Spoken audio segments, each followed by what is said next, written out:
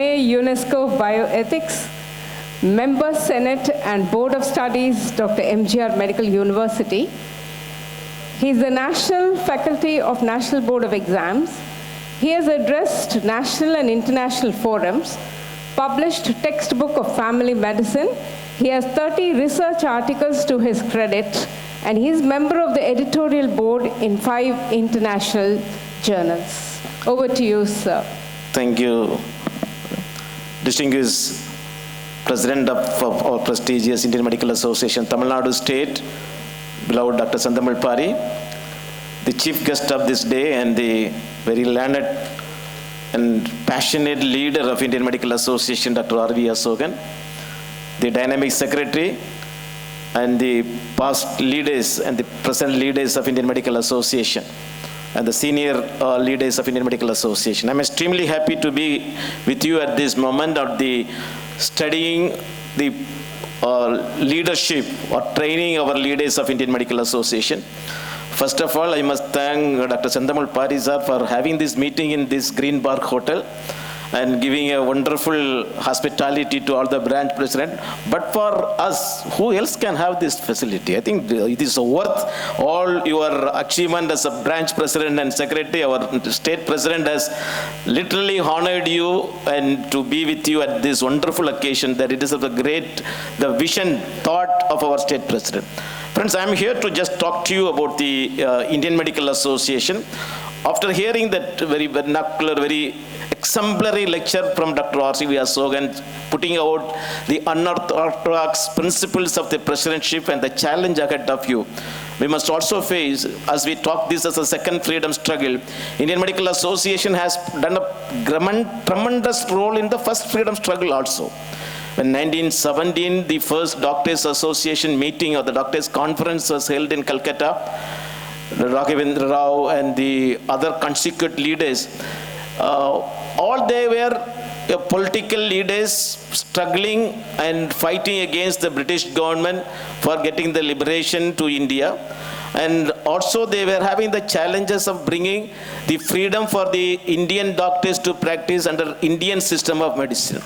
So when 1928, the first Indian Medical Association, even before that there were regular branches in various states, especially Coimbatore will always say that they had the branch from 1914. Madurai had the branch, it was as an old generation. But all of them were conglomerated to form the Indian Medical Association in 1928 December. And just 222 members were there. With that 222 members in 1928, now we have gone to the level of having a 3.75 lakhs members and 1,750 branch. That is a phenomenal growth we had. Till 1949, the association was in Calcutta. In 1949, when Dr. S.C. Sen, who bought the land, or got the land from the government at the concessional price in Indraprastha Nagar and Delhi.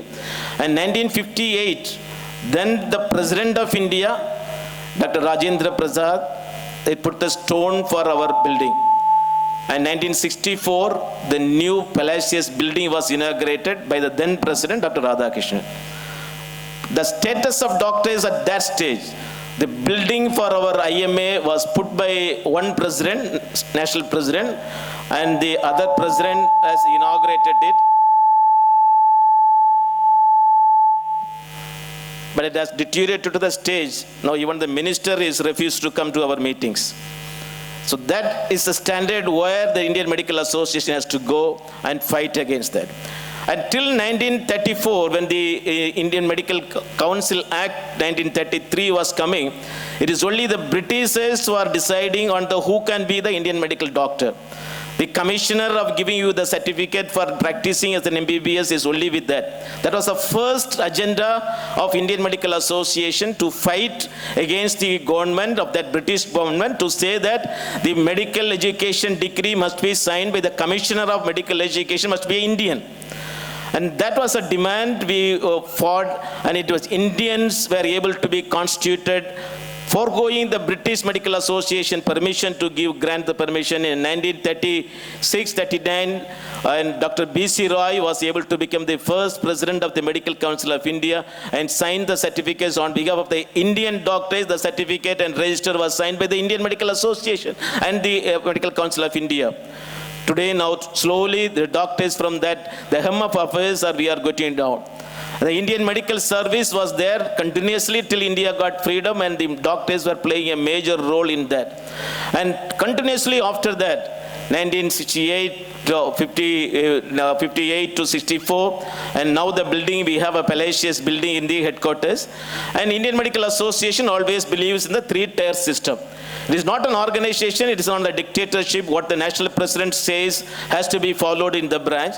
But we always have a two-way communication where the branch, the leaders of the branch has then power, capacity and ability to send all your inputs, all your suggestions to the headquarters via the state, and that will be accepted and implemented in the state, in the national headquarters level. So it is a one association where we have the interdialogical way or the intercommunication system as a three-tier system is followed. And without getting that opinion from the state, the headquarters will not directly act on an issue of a branch. And if there is an issue in the branch, it has to come from the state, through the state to the headquarters. Equally, the headquarters will communicate to the branches through the state president. So all the state and the branch leaders form the very important ambassadors in the communications of the headquarters acting. And always the largest or the powerful body of the IMA headquarters is the Central Council. The Central Council is represented by every member of the branch. That means from every 100 member of a branch, and one member is coming to the Central Council. And it is by constitution, the Central Council has the power to decide the policies and the qualities, the ways and the ways, means how we are traveling has to be decided with the Central Council. So every branch, when you have up to 100 members, even if you have 25 members, and you can send one member as a Central Council member. I just want to make an appeal to you, all the branch president secretaries. Please remember, the Central Council member, the list has to be sent by the branch president secretaries only. It is not the state will not send. In your letter pad with the branch president and secretary signed, and you have to send the number person of the name of the person who is going to become the Central Council member. When we are calculating the list of the Central Council members at the end, there are few branches which has never changed the membership, and some of the members are no more they are living. So the state cannot do. Unless the branch president in your letter pad, if you are not sending the request to the headquarters that this is our Central Council member who is going to represent, and it will not be changed in the official file. So please, I request and take this an opportunity that before March 31st, that's every March 31st, the list will be renewed. So before March 31st, from the state, please send that. Similarly, the center, though we say it is a two-way communication, we always say there must be a uniformity, the federal structure should be maintained. And if the branch, we do not dictate that this is the way the branch should function, this is what the branch has to do. As Dr. Asokan sir has said, anything you can do, anything you can plan, anything can come out of this metamorphosis of the Indian Medical Association, but it has to be known to the state and it has to be known to the headquarters also. So though there is a model constitution, each branch has the capacity or audacity, or even you have the viability of planning your own constitution within the purview of the general constitution, but you can plan your own constitution. But the only dictate there is, and when you are planning your own constitution, it has to be ratified by your state council, and it must be sent to the headquarters. And once it is signed by the secretary of the IMA headquarters, when he affirms his signature, that becomes the rule. Till the IMA headquarters secretary general is signing your constitution as an approved constitution, that will not come into effect. And when there is still that is not been approved by the IMA headquarters secretary general, the prevailing constitution of your state and the overall constitution of the IMA headquarters will be the custodian or arranging that. And this all depends upon that, how you are organizing your branch, how you are running your branch, and who is going to be there. All that you can plan, but please see to that your constitution is amended and come to the state and come to the secretary. And this is also mandatory as a branch president, and many times when we go to the branches, when we ask the particular branch president secretary, what is your constitution? Many of you are not aware that what is the constitution of your branch. And make it as a point when you go back, make sure that our branch, it is no more just a gentleman business, but it should be today we are living in an era that everything had been documented, so it must be go in a methodological way. To make it as methodological, the strongest the weapon you have is your strong constitution. And once you have a strong constitution, there will not be any issues coming out of that. So please see to that, if it is possible, you go to a constitution, and that constitution is going to be get validated from that. Indian Medical Association want more and more new members to be joined. When you see Tamil Nadu, there is every year now 11,000 new MBBS graduates are coming. If you are told to take the whole of the nation, we have around 1 lakh members are coming out. But annually, if you are seeing that number of people coming into our fold is only 10 to 20% of that. So it is the duty of the branches to see to that, and you are trying to bring more members. The more members can come when the more branches are also coming. IMA headquarters is always willing to have the more new branches to come, new members to come, new activities to come, and so that the new leaders will be also emerging. So I want to summarize by the word which our president-elect has said. So the areas, the avenues kept open for you are plenty. And it is how you are going to utilize that, how you are going to make sure is going to make our Indian Medical Association headquarters viable. Indian Medical Association headquarters is not only doing this human service on a national level, and we are the pioneers in starting the World Medical Association. 1944, when the World Medical Association was formed, Indian Medical Association had played a major role in forming the World Medical Association, whether it is a Commonwealth Medical Association, Dr. Arulraj sir is here, Dr. ONGA, that is a family health organization, all these are SIMAVO, all these organizations as a world level medical organization formed. Indian Medical Association has played a major role. We have a very, very pioneering leaders who has contributed. In the past, it is Dr. B.C. Roy, is one of the icon who has served as the president of Indian Medical Association, also the president of Medical Council of India. I always used to wonder, like Dr. Prahasam, who has been Tamil Nadu Medical Association, Tamil Nadu Government Doctors Association, Dr. MGR Medical University, or the Medical Council, the man who was able to constitute in all the contribution. So Dr. B.C. Roy has that same capacity, or he was a revered person who was a political leader, who was a chief minister, who was the Medical Council of India and the Indian Medical Association. And another man who was very, very, very consciously worked for Indian Medical Association, Dr. P.C. Bartla, is the one who was instrumental in building the block. It is, the history will write that each brick of the IMA headquarters, what is standing today, is a monument of how best the Dr. B.C. Bartla has served. And then later we have the great leader, Dr. Ketan Desai, who is a leader who was able to think beyond 300 degree level and able to foresee the things and able to give inputs and ideas to go ahead. And India in a level which no one can change, or no one can influence the policies and principles of Indian Medical Association. So all these leaders, A.K. Sinha, all these leaders has contributed. So we are looking forward from the IMA headquarters to have a great leadership to come. Tamil Nadu has produced 5 national presidents. I am so fortunate. We have 3 of us are sitting here. Dr. Arulraj sir is here. Dr. Vijay Kumar sir is here. So all these have contributed a lot. But definitely I must say that one more national president is also from Tamil Nadu. Though Dr. R.V. Asogan is been borrowed by Kerala, he belongs to Tamil Nadu. And we must always own him as a Tamil Nadu product and Tamil Nadu Medical College product, who is now occupying the chair. So we need more of you to come.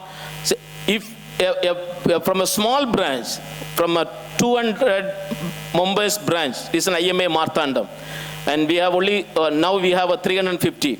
If IMA Marthandam can produce 2 national leaders, 2 national presidents. It is still open to all the branches. It is not that number, it is not that, but it is only the cohesion. It is how the important each one is hand-holding with each other, each one is supporting each other, and then it will be definitely, you will be able to come to the larger level. Please do not stop your services into the your branch level. State needs you, headquarters needs you, as Dr. R.V. Asokan repeatedly saying, rising star of Dr. N.R.T. Tyagarajan. So where he is not going to start his service with the Tamil Nadu, he must be able to show his capacity to the national level. Abul Hassan is another rising leader in our national leader. Dr. Ravi Kumar, these are the people who are now contributing a lot in the national level. We are looking forward that all of you will serve more. Friends, finally, it is a passion. It is an involvement. It is from the heart. You are the president here, it is a prestigious moment. 365 days are in front of you. And what you are going to make, and what the impression you are creating on the history, what the impression you are creating on the institution of Indian Medical Association is going to count a lot. And please take it as an agenda, or please take it as a life passionate issue, that you are part of the greatest rich legacy of Indian Medical Association. We have no business to look back and say what the previous president has done, but we have a business to look forward and take forward this Indian Medical Association to the larger level. The clarion call of a second freedom struggle has been given by the president-elect, and the president, right, the Dr. Sharat Agarwal is also giving. So please geared up. A big struggle is ahead of us to restore the nobility and legacy. The prestige, the privilege as a doctor is given by this modern medicine. We shall not allow anyone taking it away. We shall not allow anyone snatching it away. It is the possession which we got, as a power which we got as a modern medical doctor, and the prestigious position we have as an MBBS graduate has to be restored, has to be retained, and has to be maintained. I have said in one of the junior doctors meeting, I have married, and if someone to the medical profession, if someone wants to divorce my wife from me, I will not allow that to happen. So let us fight it and struggle it so that we will restore the nobility and the legacy of our medical profession. IMA headquarters will be always there with you, to be with the states to reach that goal in the days to come. Thank you very much for this opportunity. Thank you so much, sir, for that highly informative talk. We now have Dr. S. Karuna, Vice President, West